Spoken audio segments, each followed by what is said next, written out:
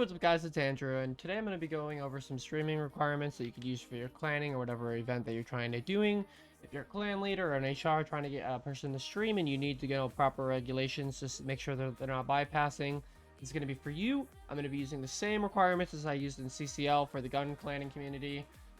So this could work for swords, guns, whatever Roblox tournament you're doing, right? We found this to be extremely effective. Tons of people that previously cheated said that they could not find any bypasses for this, as well as we just overall had a higher quality tournament without people really complaining about any cheating in general, right? So I'd say it was really effective, and you should try it out. So we'll get right into it. You'll notice that some of these things are going to be irrelevant because I had it set for the CCL. I just copy pasted it. So like this player streams channel, you could just ignore that, and I'll get there in a bit. But the first thing I want to outline is your mandatory stream requirements. Now I want to try to make this as transparent as possible, so you'll be able to explain to the person that's streaming, or the people that are streaming, or everyone that's streaming, why they're doing what they have to do. So I've set the minimum resolution value to 1280 by 720. And the reason that we do that is because you don't want your quality to be too low to where you can't see what's going on. 1280 by 720 is smaller than most people play on native. So we're not asking for you to stream in your native resolution. You could actually stream in less than your native resolution. But any less than 1280 by 720 and you're really like, it's just like really low quality. I mean, you guys know what it looks like. And we're trying to make sure that we'll be able to pick out cheats if someone is cheating in a decent enough quality to where we'll be able to identify those cheats. The next thing that we have is 60 FPS. Obviously, if you're in 30 FPS, we might not know what's happening due to frame skipping and all that fun stuff. So you should stream in 60 FPS. I've been told Twitch does accept higher than 60 FPS now. So if you want to stream in higher than 60 FPS, by all means, definitely a minimum bar of 60 though. Your bitrate, 6K. If you're streaming on Twitch, Twitch doesn't accept higher than a bitrate of 6K. Please don't kill your network. It does not matter. 6K maximum. And I would say no lower than 2K. You don't want it to be too low either. VOD must be uploaded to the platform that you're streaming on. So if you're streaming on Twitch, it's got to be uploaded there. If you don't know how to do that, look it up on Google. It will give you a very basic thing. It takes like 2 minutes at most. I just look up how to upload VODs to Twitch after streaming. And your stream must be in display capture. If you don't know what that is, it's going to be this thing right here if you're using OBS. This is what I use to stream. Everyone should be using OBS. It's probably the most efficient streaming platform. If you got Streamlabs, same exact thing. It doesn't really matter. But yeah, if I had this set to game capture, you would not be able to see this screen right now. You would be seeing my Roblox that I have open in the bottom right there. So yeah, you need to have display capture so that we can see what's going on everywhere on your monitor and not just in game, because then we won't know what's running in your background. Right, and with that, we're gonna move on to some optional stream requirements. Stream delay, you know, if you're not trying to be stream sniped, that's fine. Sound muted. If you want to keep your sound unmuted, that's cool too. A lot of people like their sound muted in case someone says like the N-word or something and they don't get banned, right? Because you would still get suspended in CCL if your Twitch got deleted, like your VOD. So I mean, like, probably mute your sound, but it is optional. And then obviously, if you want to stream to YouTube instead, that's fine. Just make sure you have the same requirements as here, and your VODs get uploaded afterwards. And then onto the actual streaming processes. So the first thing you want to do is start up your stream. I'll go through this with you right now. So we're gonna hit start stream. All right, and on to step 2, it says to link the stream. This is in the player streams chat because that's what we were using for the tournament. If you're streaming to a single person, then link the stream to that specific individual, etc., etc. Just make sure the streams of the people that are streaming are being linked to you. So you can pull up your Twitch, and this is a good thing. You want to check to make sure that your stream is running, because if you don't check that your stream is running, you're gonna have issues like we did at the start of the season for CCL, and people didn't check their stream and it wasn't running for the first week. So yep, and then we had to hand out suspensions. So please make sure your stream is running. It takes 2 seconds. Pull it up. Make sure your stream's running. All right, now the stream's running. You copy that URL and send it wherever you need to send it. All right, and on to step 2. Three rather, sorry. Settings, system, and multitasking. Now, I want to be very clear before you move on to these next steps. If you are using Windows 11, your name is going to pop up when you type in multitasking settings in this top left. You'll notice that I have a local account. I'm going to show you how to set up a local account if you're using Windows 11, so you don't have your name streamed right up here in the top left. If you're using Windows 10, you don't got to worry about it because this will not show up on the specific menu. It will only show up if you are in the general settings here on like system settings here.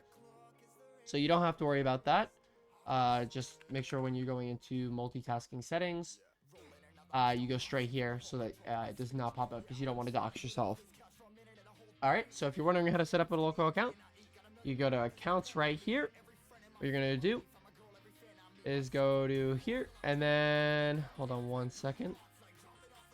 You're gonna want to click on your info, and then right here, it's gonna say sign in with a Microsoft account instead. Yours might say something a little different, but you'll see a local account here.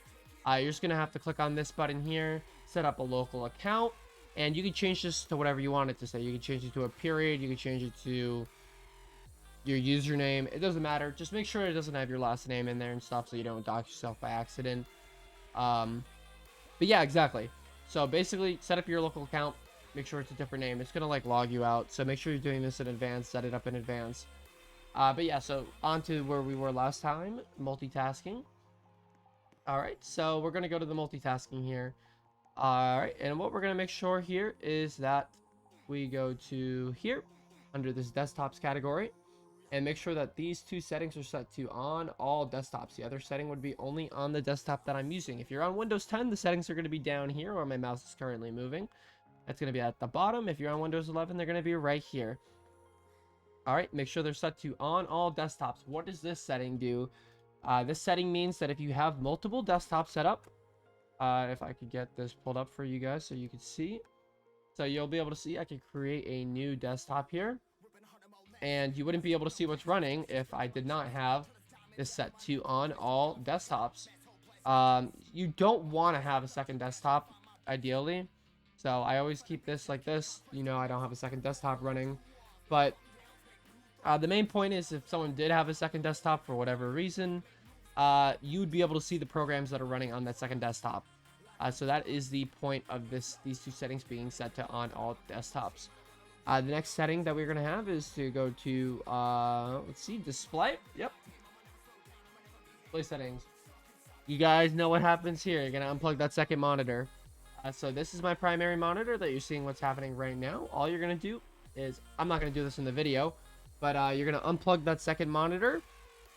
Or, which I will show in the video, is you can set it to only display on the first monitor. So you could do either or, whatever works for you, and then you're going to just hit keep changes. I'm not going to do that for this video, but regarding that, just make sure you hit keep changes and that it's only set to show on display 1. This is a very important setting so that we know that you're not doing anything in your second monitor that we cannot see in your OBS stream. So please make sure you do this step.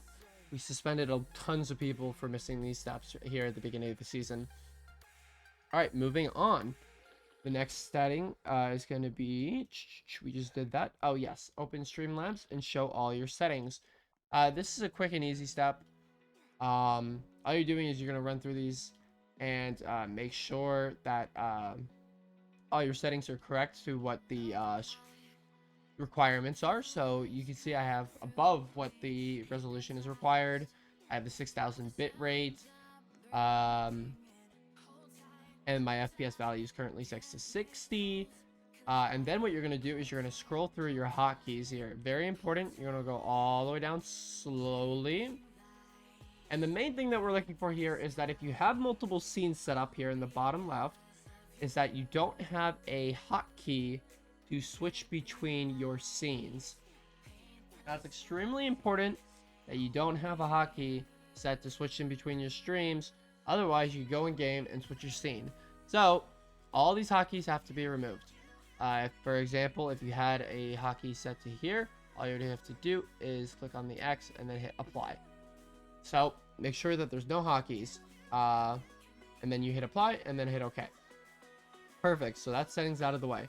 You're gonna join the Roblox game next. I'm already in the Roblox game. Just because I was trying to show you guys that what the difference between display capture and game capture was. But yeah, you would join the Roblox game at this point, and your next task is going to be to show Task Manager. All right, so we're gonna open up Task Manager. Wherever it went, here. All right, you're gonna scroll through this very slowly. You get the point. You're gonna scroll through that slowly. Make sure that we can see everything on there. Up and down. Cool. Awesome. That's to make sure you don't have any programs running in there. You're gonna be get familiar with these steps because you're gonna be doing them all over again at the end of the Roblox game. The last thing that you're gonna do before you play the match or whatever you're doing is you're gonna hit Windows key tab, which is what you saw earlier that I did, where you can see multiple desktops. We're checking to make sure you don't have multiple desktops. If you have for some reason a need to have a second desktop, just let the person know. But yeah, this is just so we know that you're not doing anything on that second desktop. If you have a second desktop, please click on it and then show that you're not doing anything on it, and then go back to your main desktop. Windows key tab. All right, at that point you can go in here, full screen. You're allowed to play in full screen because as soon as you go out of full screen, we're gonna see that you go out of full screen. That is the whole point of display capture. You'll notice that the screen does go black for a split second if you are using the Alt-Enter fix. That is completely normal, and there's nothing that you could do. You cannot inject in that time, and if you did, we would know. Trust me. It would be fairly obvious, but we could still see everything else that's going on. So yeah. So it's okay. Your screen's going to go black when you un-Alt-Enter and when you Alt-Enter, aka full screen.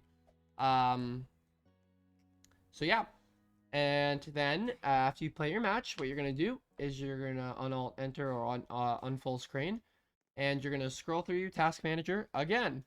Let's pull that up. You're gonna scroll through it up and down, fully out, and then you're gonna hit Windows key tab. Make sure you're not doing anything on those second monitors again. Oop.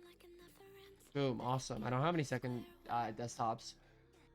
Then you're gonna open up these, and we're just gonna double check and make sure you got no hotkeys set. And then, at that point, you could leave the Roblox game and end your stream. Where are my OBSs? Perfect. Yep, at that point you can end your stream, and you should be set to go. That VOD is going to upload to my Twitch now. You'll notice that I saw... So I was, make sure you're... You'll notice I had another attempt on this before. This is my second recording. But, yeah. So, yeah. The purpose of these steps is to make sure that no one is cheating. Most of these steps will stop any forms of injections happening, at least after the stream has started, because we'll be able to see everything that's going on your stream, obviously, since you're going to only have one display. And you're going to be streaming in display capture. Once again, very, very, very important. I cannot stress enough that this needs to be set to display capture. Another issue that we saw is that sometimes people would have a game capture also here, and it would be overlaid over the display capture. And then as soon as you join the game, you can no longer see the display capture. There's a game capture is on top of the display capture. Do yourself a favor and just remove it. You only want the display capture here. This is so we know you're not doing anything. You can tell on the stream when there's a game capture overlaid on top of the display capture. There are ways to check it. It's very easy, so don't make this mistake. Otherwise, these steps should take you less than 5 minutes once you learn how to do them properly. I've done them plenty of times, and by the end of the CCL season, people were doing them in like 2 minutes. So they're not hard. We're not seeing any of your personal information, so there should be no reason for you not to be able to do these steps. I know there was some initial like hatred towards these steps at the beginning of the season, but by the end of the season, most of the people loved these steps because there was a significant change in how some of these players performed who were suspected of cheating. So it is 100% effective. If you know any bypasses for this, feel free to DM me. My Discord's Andrew pound 2000, all lowercase.